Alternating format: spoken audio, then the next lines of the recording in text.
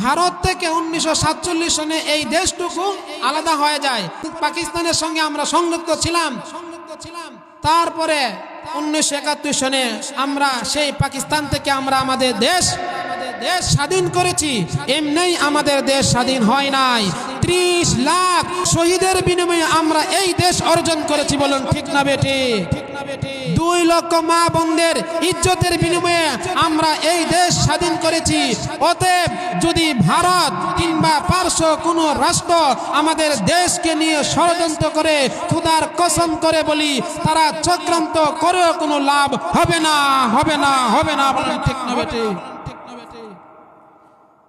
তো যেই কথা বলতেছিলাম, আমরা আমাদের দেশকে ভালোবাসি এবং আমরা আমাদের এই দেশকে আমরা সকলে ঐক্যবদ্ধ হয়ে আমরা দেশকে এগিয়ে নিয়ে যাওয়ার জন্য চেষ্টা করতে হবে। এই দেশ কোনো বাপ দাদার পৈতৃক সম্পত্তি নয়। বলেন ঠিক না বেঠিক?